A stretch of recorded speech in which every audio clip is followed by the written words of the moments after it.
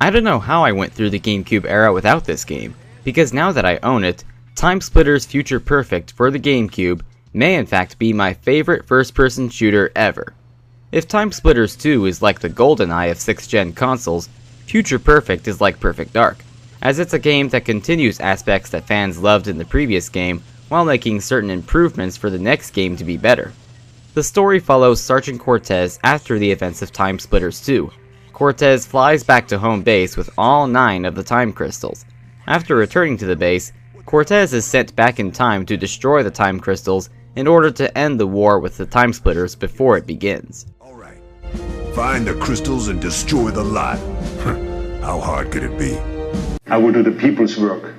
Future Perfect puts a lot more attention to its story than TimeSplitters 1 and 2 did to theirs. Of course, TimeSplitters 1 didn't have much of a story to begin with. But even with this more in-depth story, the charm of TimeSplitters still shines bright, as the story doesn't take itself too seriously. There are a lot of comedic elements throughout the story to make the single-player mode more entertaining, one of which being the running joke of Cortez's bad title pun. You ready? Yeah, it's time to split! Right, whatever.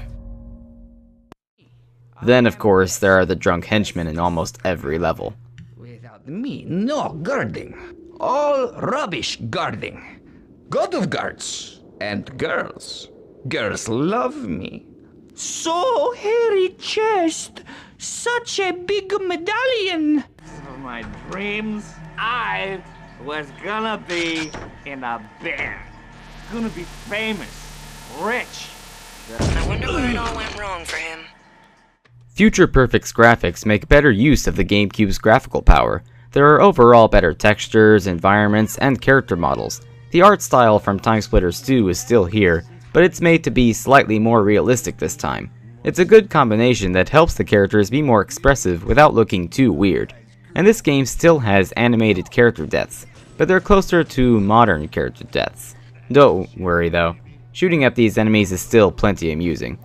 Future Perfect's selection of music is not only cool, but it's also got variety. The effort was made to have different tracks that fit perfectly with each level based on the setting, and each track shows a different mood to each level too. For example, the Mansion of Madness level. I mean, with how humorous this game is, I didn't expect the music of this level to be as creepy as it is. So I shouldn't have been as surprised as I was when part of the level itself actually scared me. No one told me this was a survival horror game, I thought it was a comedic FPS! There are also cool sound effects throughout the game, even though they are a bit more cartoony than realistic. And I can't help but find it funny how much detail they put into the sound effects of zombies losing their heads. Literally. But the voice acting is the best part, as it greatly adds to the comedy. As Cortez travels through time chasing the main villain Jacob Crow, he encounters quirky characters along the way, like the Scottish stereotype that is Captain Ash, or the over-the-top 60s secret agent Harry Tipper, or the slutty 90s ditz Jo Beth Casey. Hey, you're no zombie! Yeah, I'm aware of that. Did Donnie send you? Boy, it isn't enough for me to go in. The stupid ass has to send someone to try and scare me too. Who does he think I am? I'm good enough for his gang. Why should I go and take pictures of zombies? Are you going to help me now or not? And then for the last few missions of the game, you team up with a robot who, while trying to open a door for you, gets a personality. This leads into him dropping one-liners almost every chance he gets. Another one! Excellent! Are you gonna kill me, coward? Eat my laser! Eat it!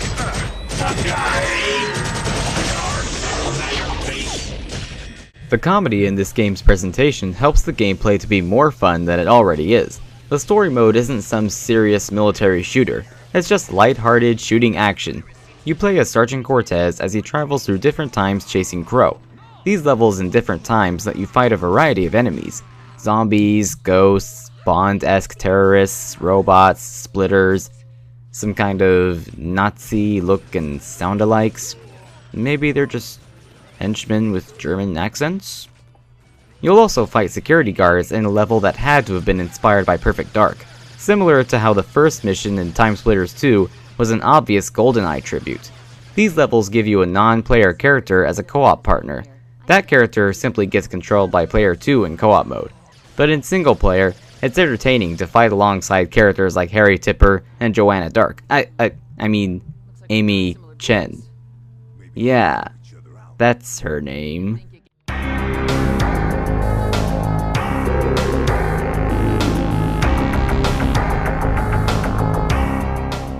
Different time periods offers different weapons, which results in quite a large arsenal of weapons to use. There isn't as much dual wielding this time as there was in previous TimeSplitters titles, but certain weapons can still be dual wielded.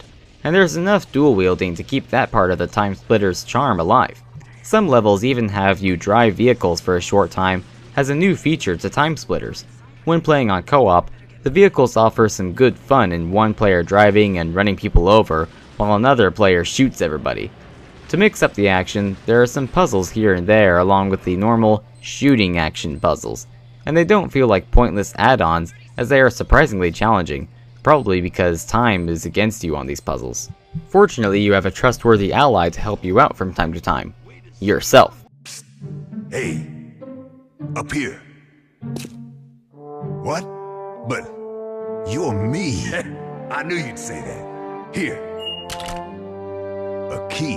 But what does it? You'll figure it out. Just make sure to pass it on when you're done. By jumping through wormholes, Cortez's future self often goes back in time to help his past self get through a hard part of a level. This may sound like some pointless addition that results in repetitive gameplay, but it isn't, as your past self will do something different from what your future self is doing at the same time, so there's actually more variety thanks to this help from your past self aspect.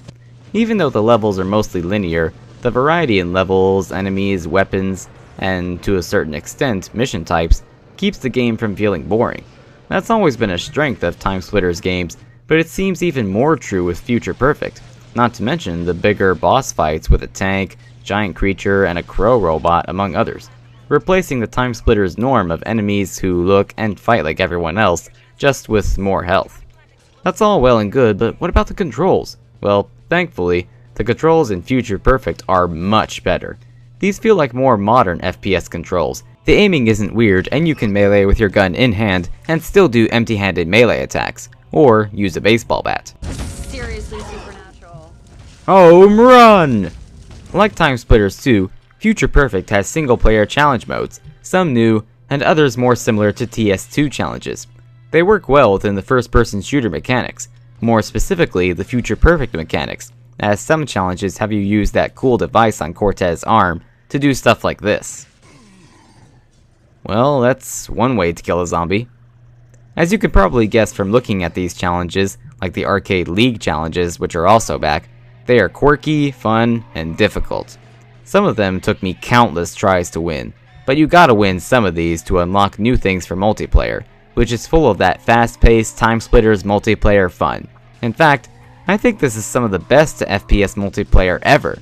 Even if it's not the best, it's definitely underrated.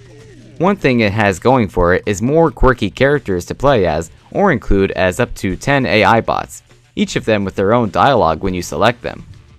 It's time to split! Do I have red on me? Fuck you up in a gangster style.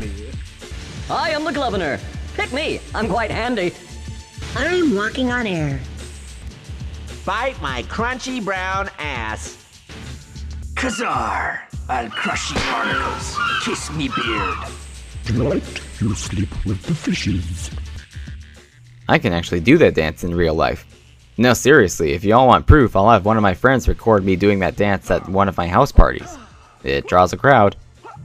There are also cool maps in this game, some based on the story mode, but most of them are made specifically for multiplayer. Their mix of narrow corridors and wide open spaces allows for close range and long range combat, a great blend for everyone from snipers to people who like to get in close. Future Perfect continues the aspect of full customization to make multiplayer even better. Customize weapon sets, bot sets, music, pretty much the usual parts. The only negative I can think of is that a few multiplayer modes from TimeSplitters 2 have been taken out, but there are still plenty of standard modes, plus amusing modes unique to TimeSplitters. Come on, since when can you play Virus or Shrink in Call of Duty? But a positive new feature in Future Perfect's multiplayer is the announcer. It adds a lot more amusement to kill someone brutally and hear, open head surgery, or that's gotta hurt, or ooh. And there's blowing yourself up and being told that you suck. Luckily, if you find the announcer annoying, you can easily just turn it off. All these parts add up to a fast and crazy multiplayer with long replay value. But for more replay value, check out the new and improved and slightly more advanced map maker. Who needs DLC when you can make your own maps in Future Perfect? What caught my attention right away was that you can now include skies into your maps, and there's some good variety in skies plus 4 weather patterns. Just like in TimeSplitters 2, you can make your own story levels, but now you can also create zombie survival maps using story logic. It's kinda like Call of Duty Zombies before Call of Duty Zombies, except you create it yourself and you don't have to purchase weapons. The story logic does take some time to figure out how to use, but once you've figured it out, you can make some pretty cool zombie maps. Now, as much as I like making my own zombie maps, I just love making my own multiplayer maps. The map maker just lets my creativity flow. Here are some clips from maps I made before recording this review. Here's Alcatraz prison interior.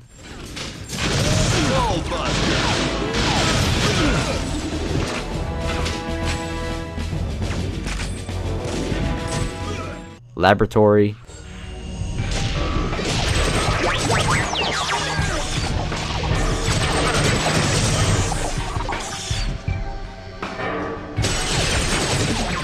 Evil Dead.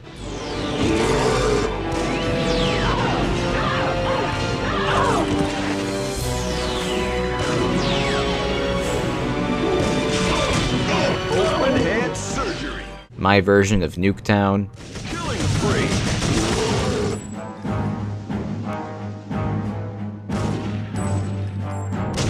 Lobotomy. Headshot. And a rave club. Yes, I'm a raver.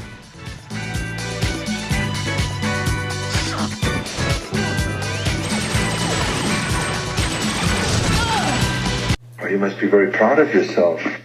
As you can tell, Map Maker in Future Perfect really is multiplayer your way like in TimeSplitters 2, but for some reason, I can't get 10 bots in multiplayer Map Maker maps like I can in regular multiplayer maps. It's odd and a bit disappointing, but not too big a deal. After all, 7 bots is still more than Nightfire allows. But now I really hope a TimeSplitters 4 gets made, because I can imagine what TimeSplitters 4 Map Maker would be like on the Wii U, with its more powerful hardware and the gamepad. With any luck, we'll have that someday. TimeSplitters Future Perfect may not quite be perfect, but it's pretty damn close. I believe this game to be the best in the series. It has so much charm and gameplay features that seem to be lacking from shooters of this decade. This is an extremely fun game, even more fun with friends. It makes me think that the gaming industry needs another game like this, but I'll save that for another video I'll make about why you should all support a TimeSplitters 4. For now, I'll just leave you with play this game now. Well, that concludes my review, so it's time to split. Right. Whatever. You idiot! One kill to go. Open head surgery.